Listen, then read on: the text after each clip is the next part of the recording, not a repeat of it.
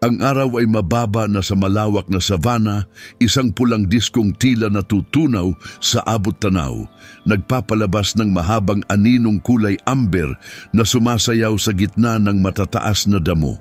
Ang init ay kumikislap sa anyo ng mga alon, binabaluktot ang hangganan sa pagitan ng lupa at langit, habang ang banayad na hangin ay nagdadala ng tuyong amoy ng alikabok at balat ng akasya.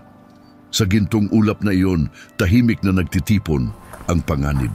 Mula sa malayo, isang grupo ng mga leon ang dumarating. Magkakasabay ang kilos, puno ng ingat at layunin. Ang kanilang mga galaw ay hindi nagmamadali.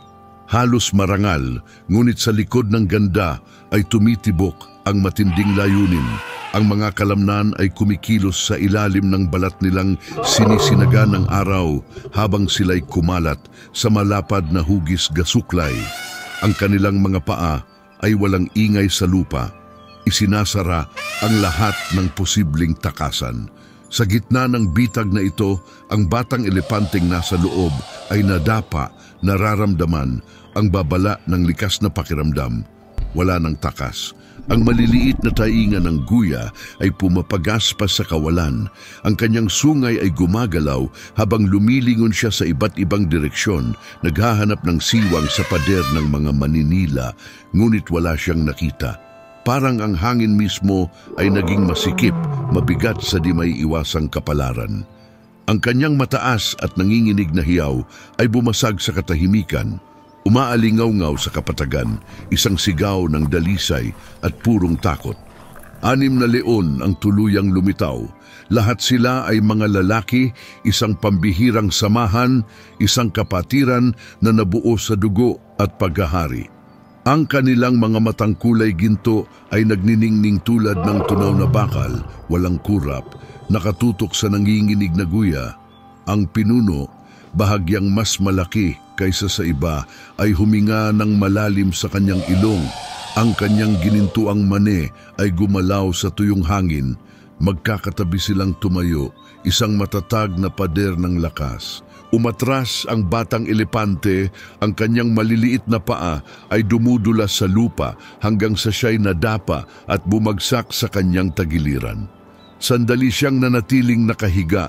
Ang mga paa ay mahina at walang kontrol. Isang larawan ng kawalang malay sa harap ng malupit na kalikasan.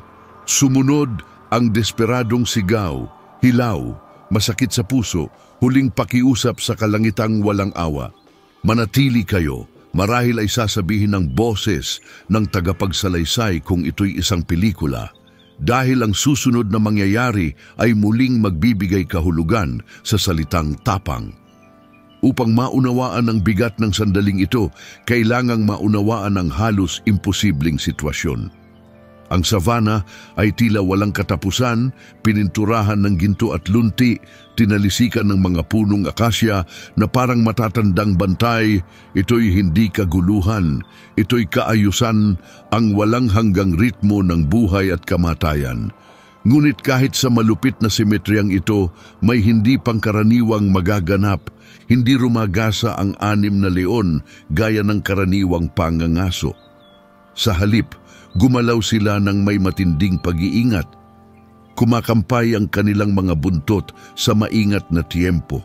Ang kanilang mga matay tumutunghay, sinusuri ang bawat kilos ng guya. Hindi ito basta panghuhuli, isa itong pagpapakita. Isang demonstrasyon ng kapangyarihan. Para sa mga nakakakilala sa kagubatan, isa itong pambihirang tagpo. 6 na makapangyarihang lalaki ang nagtutulungan, isang alyansang karaniwang nakalaan lamang para sakupin ng ibang grupo o ipagtanggol ang kanilang teritoryo. Ang panganib ng ganitong uri ng pag-atake laban sa isang hayop na gaya ng elepante kahit bata pa ay nangangailangan ng malinaw na layunin. Hindi gutom lamang ang nagtulak sa kanila, kundi ang likas na pagnanais na patunayan ang kataas-taasan. Ang guya, bagamat maliit, ay isang hamon, at sa hirarkiya ng kagubatan, ang pagtalo sa isang mabagsik na biktima ay nagpapalakas ng kanilang paghahari sa savana. Sa malayo, sa isang matarik na bangin na tanaw ang kapatagan, Nakatayo si Coffee, isang bantay, hawak ang binocular sa kanyang mga mata. Tumutulo ang pawis sa kanyang sentido, hindi dahil sa init. Nakakita na siya ng napakaraming eksena ng buhay at kamatayan sa kanyang mga taon bilang tagapag-ingat ng kalikasan. Ngunit may kakaiba sa sandaling ito. Parang huminto ang mundo sa kanyang harapan, hawak ang hininga. Sa pamamagitan ng lente, nakita niya ang bawat kislot, bawat panginginig ng takot sa katawan ng batang elepante. Sumikip ang kanyang dibdib, lahat ng likas na damdamin sa kanya ay sumisigaw na kumilos, na makialam. Ngunit alam niya ang batas. Ang paghadlang sa pangangaso ng mga maninila ay maaaring sumira sa masilang balanse. Maaaring gawing kaguluhan ng tensyong may kontrol, kailangang manatili siyang hindi gumagalaw. Pumiglas ang kanyang mga daliri sa malamig na bakal ng poste ng obserbasyon, namuti ang kanyang mga buko sa higpit ng kapit. Gumawa ka ng paraan, bulong ng kanyang konsensiya, ngunit ang kanyang pagsasanay ay sumagot ng walang palyang katotohanan. Minsan, ang hindi paggawa ay tanging paraan upang mapanatili ang kaayusan. Hindi na matiis ang katahimikan. Sa paligid niya, ang savana ay tila huminto. Walang ibon, walang paggalaw ng damo, walang huni. Maging ang hangin ay tila huminto. Naghihintay pakiramdam ni Coffee. Pati ang mundo ay humihinga ng sabay-sabay.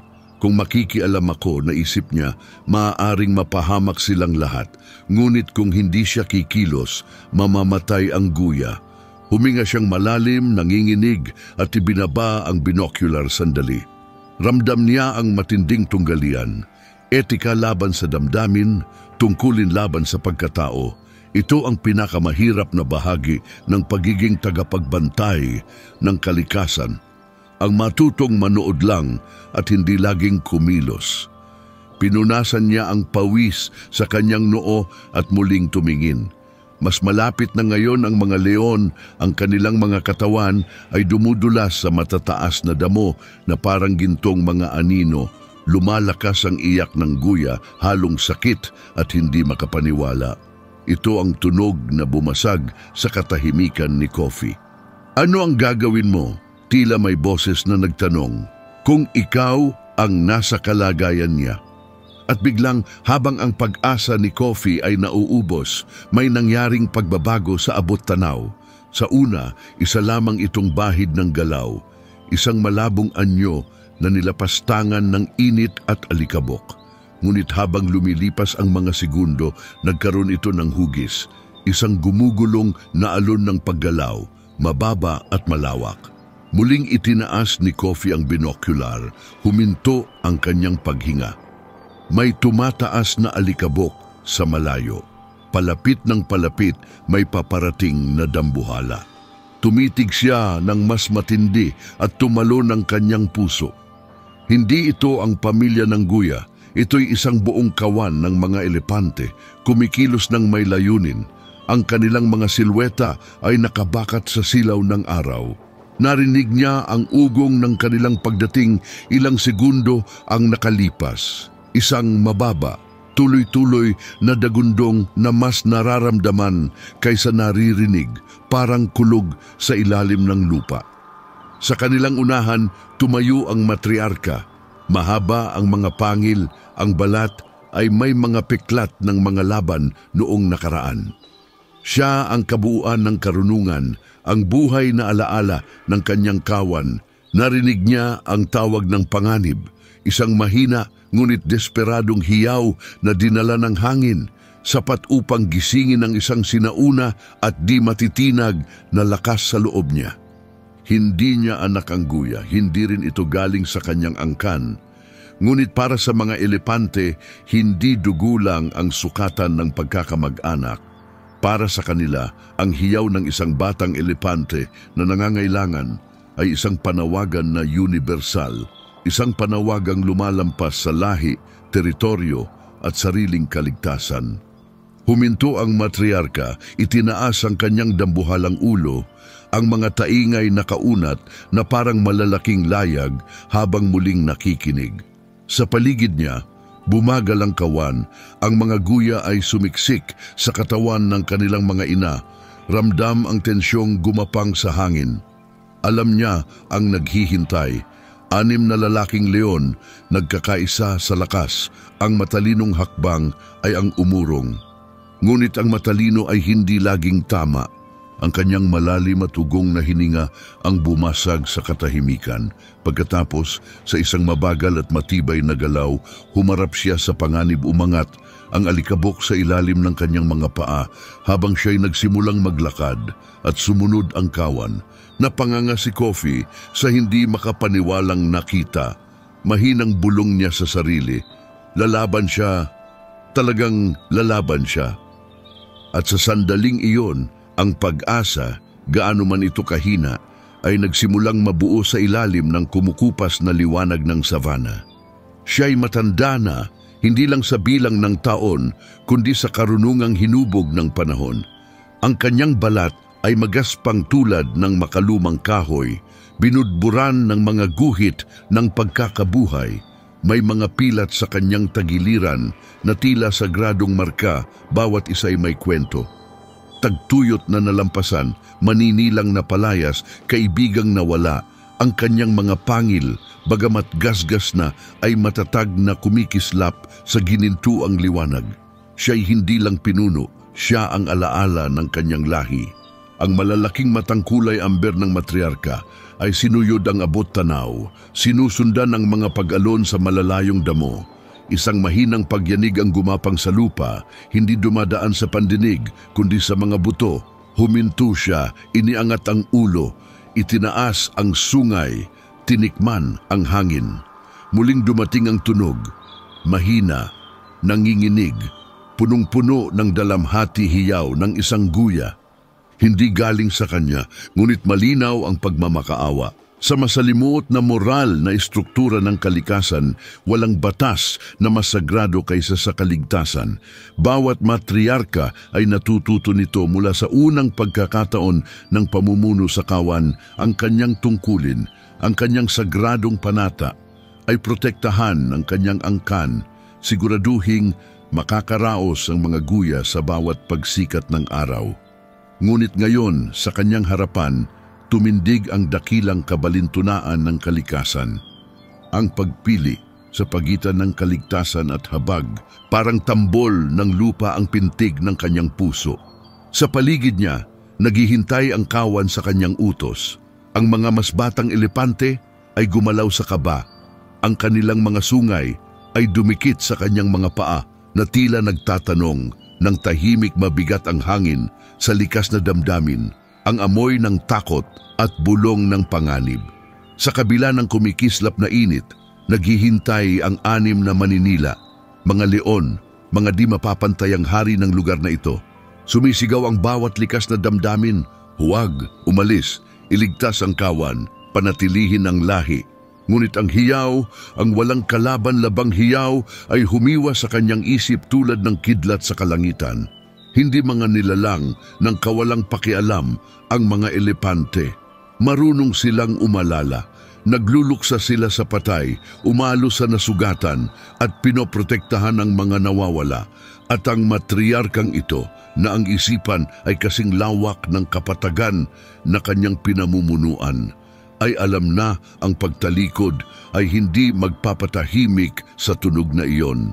Ito'y uukilkil sa kanyang alaala magpakailanman. Humugot siya ng malalim at maingat na hininga. Nabuo ang desisyon hindi sa isipan kundi sa diwa, likas, sagrado at di matitinag. Sa isang mabagal na ugong na parang kulog sa kanyang dibdib, humarap siya sa pinanggagalingan ng hiyaw, nag-alinlangan ang kawan. Ngunit isa-isa, ang mga mas batang babaeng elepante ay pumuwesto sa tabi niya. Ang mga guya ay sumiksik sa pagitan ng mga binti ng kanilang ina na parang ramdam nila na papalapit sila sa unos. Umangat ang alikabok sa ilalim ng kanilang dambuhalang mga paa habang sila'y lumakad pasulong, isang alon ng buhay na humaharap sa anino ng kamatayan. Mula sa kanyang mataas na lugar, halos hindi makapaniwala si Coffee sa kanyang nasasaksihan. Sa likod ng kanyang binokular, nakita niya ang matriarka sa unahan, isang figurang hindi mapipigil ng takot matatag ang kanyang lakad, may layunin ang bawat hakbang. Ginagawa talaga niya, mahina niyang sambit, nanginginig ang boses sa paghanga. Ang bigat ng sandaling iyon ay parang puwersang tumulak sa kanya. Isinusugal niya ang lahat para sa isa. Hindi lang ito basta likas na kilos, ito'y pagkahabag na may galaw, isang matinding gawa ng habag na sumasalungat sa malamig na lohika ng kaligtasan. Sa savana, naramdaman muna ng mga leon ang pagbabagong iyon bago pa nila ito nakita. Dinala ng hangin ang mababang, paulit-ulit na ugong ng papalapit na kawan. Isang panginginig na nagpayanig sa lupa na patingin ang kanilang mga mata sa abot tanaw kung saan ang mirage ay naging isang alon ng galaw. Kumislot ang tainga ng pinuno, kumampay ang kanyang buntot, gumalaw ang kanyang ginintuang mane sa pagkabahala. Nagbabago ang balanse ng kapangyarihan. Ang isang pangangaso ay nagiging isang harapang pagtutuos. Nagkatinginan ng 6 na leon, mga dambuhalang may lakas at tiwala sa sarili. Nakipaglaban na sila sa mga kalabaw, hyena at maging sa kapwa leon, ngunit elepante, ibang usapan niyon. Gayunman, magkahalo ang pagmamataas at gutom sa kanilang mga isip. Hindi sila pwedeng umatras, hindi pa ngayon malapit na ang guya. Nasa harap na nila ang gantimpala. Ang tunog ng kawan, bagamat malayo, ay isa lamang babala o iyon ang kanilang akala. Bumilis ang lakad ng matriarka, umikot ang alikabok sa paligid ng kanyang dambuhalang katawan para siyang nilalambungan ng isang unos. Sama-samang humiyaw ang mga guya, hindi sa takot, kundi sa pagkakaisa. Ang kanilang tinig ay parang awit ng tribo na naghahanda sa labanan. Sa unang pagkakataon, nag-alinlangan ang mga leon at sa sandaling pag-aalinlangang iyon, sa isang bitak sa ritmo ng kapangyarihan, natagpuan ng pinakamaliit na nilalang ang kanyang lakas. Tahimik ang guya sa loob ng ilang sandaling puno ng kirot, mga matang nanlalaki at basa, dibdib na mabilis ang paghinga. Ngunit ngayon, sa gitna ng lumalakas na ugong, may kumislap sa loob nito isang alab. Marahil dulot ng pagyanig sa ilalim ng kanyang mga paa o ang mahina ngunit pamilyar na amoy ng kapwa niya elepante na dala ng hangin. Ano man iyon, ang takot ay nagsimulang magbago, hindi naglaho kundi nag-anyong iba. Naging isang bagay na bago, mabangis at palaban. Sa nanginginig na pagsisikap, iniusli ng guya ang kanyang mga paa sa ilalim ng katawan at itinulak ang sarili pataas. Nanginig ang kanyang mga tuhod, may putik sa kanyang balat, ngunit siya'y tumindig ang leon na pinakamalapit. Isang dambuhalang may maitim na mane at peklat sa mukha. Ay napatingin na may pagkagulat, isang mahinang ungol ang sumirit sa kanyang lalamunan. Para sa maninila, hindi inaasahan ang paglaban. Para sa guya iyon ang lahat, itinaas nito ang maliit niyang sungay, bagamat nanginginig at huminga palabas, hindi isang sigaw, ni hindi isang matatag na hiyaw, kundi isang maikling, matinis na tunog, ngunit ang tunog na iyon ay may bigat na di matutumbasan kahit ng sigaw. Isang nilikhang marinig ang katapangan, isang pahayag, hindi ako mamamatay sa takot. Napakurap ang leon, humigpit ang mga kalamnan.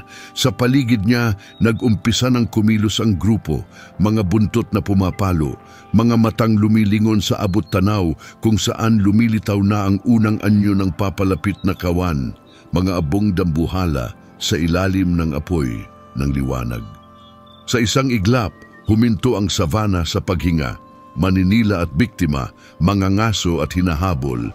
Lahat ay tila nakapirmi sa marupok na balanse, nakatingindig ang guya, nanginginig ngunit hindi sumuko sa gisag ng pagtutol.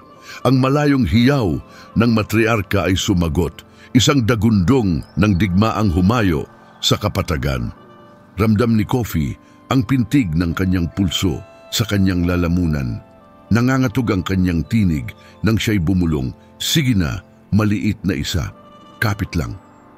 Muling gumalaw ang mga leon, ang kanilang pagkakabuo ay nabasag ng kalituhan. Umungol ang pinuno, sinubukang ibalik ang kontrol sa kanyang mga kapatid, ngunit wasak na ang mahika na hati na ang kanilang atensyon. Kalahati sa guya, kalahati sa nagngangalit na papalapit. Umangat ang alikabok sa malayo, binubura ang abot tanaw sa unos ng paggalaw. Paparating na ang matriarka at dala niya ay hindi lang lakas, kundi isang bagay na mas dakila. Ang sagisag ng bawat buhay na tumatangging yumuko sa takot.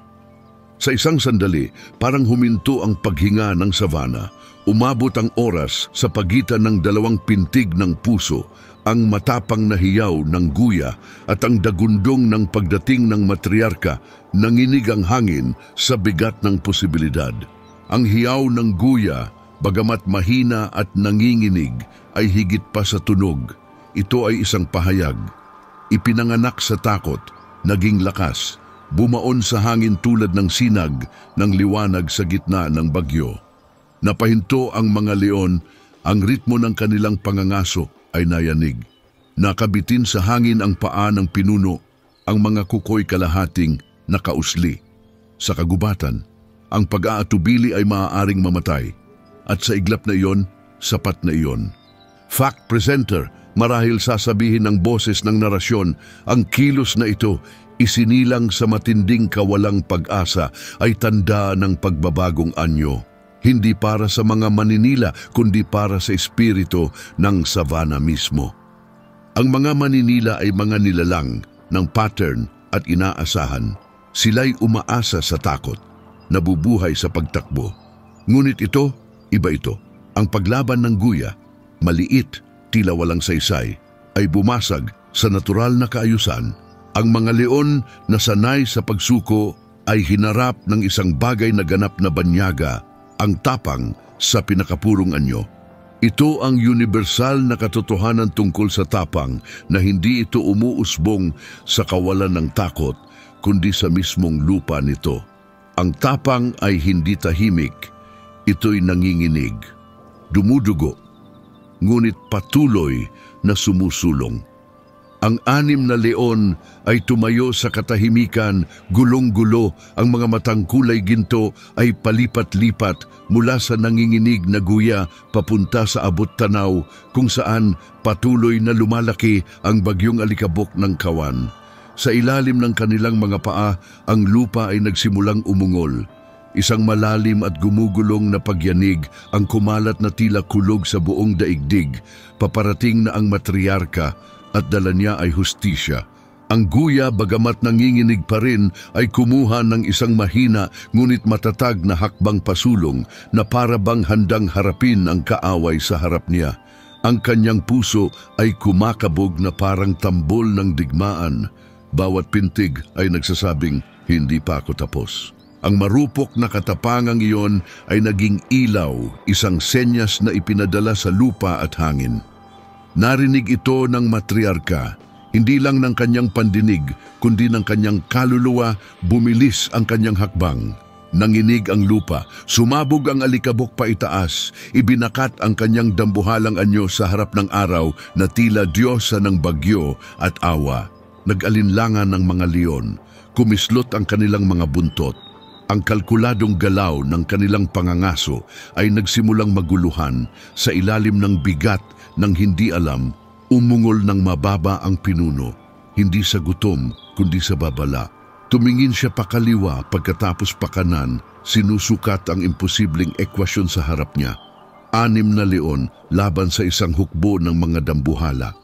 Hinigpitan ni Kofi ang hawak sa kanyang binoculars, bumibilis ang tibok ng kanyang puso. Sige na, mahina niyang bulong, ang mga matay palipat-lipat sa pagitan ng guya at ng papalapit na kawan. Sige na, ipakita mo sa kanila kung sino kan. Ang huling 30 segundo ay dumaan na tila mabagal na pelikula. Sumugod ang matriarka, ang dambuhalang mga paay dumadagundong sa lupa na parang ang bigat ng katarungan mismo. Kumislap ang kanyang mga pangil na parang sibat na garing, ang kanyang sungay ay nakakulot, handang umatake. Sa kanyang likod, lumapad ang kawan, isang buhay na pader ng lakas, pagkakaisa at layunin. Makapal ang alikabok sa hangin, ang ugong ng kanilang pagdating ay nagsanib sa tibok ng puso ni Kofi. Naghanda ang mga leon, bawat likas na damdamin ay punit sa pagitan ng paghahari at kaligtasan. Ipinakita ng pinuno ang kanyang mga pangil, ang kanyang mane ay humahampas sa hangin. Pagkatapos, tila sa ilalim ng isang tahimik na kasunduan, pumili sila ng landas. Hindi sila tumakbo sa takot. Lumiko sila, sabay-sabay. 6 na figura, gintong mga katawan, sabay na umikot sa perpektong pagkakaayos, hindi bilang mga duwag, kundi bilang mga hari na umuurong sa harap ng mas dakilang trono. Ang kanilang pag-urong ay hindi kahihiyan, kundi karunungan. Isang tahimik na pagkaunawa na ang lakas ay hindi laging nasusukat sa mga suntok na naibibigay, kundi sa mga labang pinipiling hindi ipaglaban. Umalis silang taas noo pa rin, mababa ang mga buntot at ang kanilang paglisan ay may kakaibang dangal. Maging ang hangin ay tila na tahimik sa paggalang. Huminto ang matriarka, tumigil sa pagyanig ang lupa sa ilalim niya. Umikot ang alikabok sa paligid ng kanyang dambuhalang katawan habang siya yumuko sa guya. Isang buhay na bantayog ng proteksyon at habang dahan-dahan niyang ibinaba ang sungay, marahang ibinalot ito sa munting katawan na nanginginig sa kanyang harapan. Isang mababa at malalim na ugong ang lumabas mula sa kanyang dibdib. Isang tunog na mas matanda pa sa wika, isang oyayi ng kaligtasan at pagtanggap. Sumandal ang guya sa kanya, unti-unting humupa ang panginginig. Kumurap ang maliliit nitong mata pataas sa dambuhalang tagapagtanggol, ang pagkalito ay napalitan ng isang bagong damdamin. Pagtitiwala, tapos na ang bangungot. Huminga ng maluwag ang savana. Mula sa kanyang kinalalagyan, sa wakas ay pinakawalan ni Kofi ang hiningang matagal na niyang kinikimkim. Nangangatog ang kanyang mga kamay habang ibinababa ang binoculars. Ang kanyang lalamunan ay masikip sa damdamin, isang patak ng luha ang dumausdos sa kanyang alikabok na pisngi. Iniwan ang maputlang guhit sa gitna ng dumi ng mahabang pagbabantay. Mahina siyang bumulong. Iniligtas niya, talaga niyang iniligtas ito. Ngunit sa kaibuturan, alam niyang higit pa ito sa isang simpleng pagsagip. Ang nasaksihan niya ay isang parabola, isang aral na ibinulong ng mismong kalikasan, hindi ito tagumpay ng pangil o lakas. Isa itong tagumpay ng pag-unawa. Maaaring naging sagot ang karahasan, ang pinakasimple, pinakanatural na wakas sa ganitong tagpo. Ngunit pinili ng kalikasan, sa kanyang walang hanggang lalim, ang ibang daan, isang balanse na muling naibalik hindi sa pamamagitan ng pananakop, kundi ng paggalang. Pinili ng mga leon ang pag-iingat kaysa pagmamataas, pinili ng matriarka ang habag kaysa takot, at sa pagitan nila, isang marupok na pagkakaisa ang muling isinilang. Ang savana ay tila nagliwanag pagkatapos. Pinintahan ng papalubog na araw ang alikabok ng kulay pulang ginto, na parang ang mismong lupa ay ipinagdiriwang ang tahimik na himala. Nanatili pa ng sandali ang kawan, ang kanilang mga anino'y humahaba sa kapatagan. Pagkatapos, sa isang mahinang ugong mula sa matriarka, sila'y lumiko at nagsimulang maglakad pabalik sa kaligtasan. Ang batang guya na ngayoy kasama na nila, pinoprotektahan, tinatanggap na sa tahanan. Pinanood sila ni Kofi hanggang sa sila'y tuluyang naglaho sa malayo. Mabigat ang dibdib, ngunit puspos ng paghanga. Naunawaan niyang ito ay higit pa sa kaligtasan. Ito ay komunikasyon, isang tahimik na kasunduan na nakasulat sa mismong buto ng mundo, na ang buhay, gaano man ito kaliit o kahina, ay may halaga. Ang kanyang tinig, banayad at puno ng paggalang, ay humaplos sa katahimikan. Minsan, ang pinakamatitinding pagpapakita ng lakas ay yaong walang laban. At habang unti-unting nawala ang huling tunog ng yabag ng kawan, bumalik ang savana sa walang hanggang ritmo nito. Walang panahon, buo, mas matalino. Ang kwentong ito ay hindi lang tungkol sa pagsagip, ito'y tungkol sa paghilom. Sa mundong madalas pinamumunuan ng lakas at kaligtasan, ang tunay na kapangyarihan ay minsang nasa pagpigil. Ang pag-urong ng mga leon at ang habag ng matriarka ay parehong anyo ng tagumpay. Isa ng karunungan, isa ng pakikiramay. Sama-sama, ipinaalala nila sa atin na ang kagubatan, gaano man kabagsik, ay pinamumunuan hindi lang ng takot, kundi ng isang malalim at di nabibigkas na paggalang sa buhay. Kaya sa susunod na makarinig ka ng isang hiyaw sa malayo, alalahanin mo ito. Hindi ka kailanman tunay na nag-iisa sapagkat sa kung saan man maaaring may isang nilalang na may pusong kasing lawak ng matriarka ang nakikinig.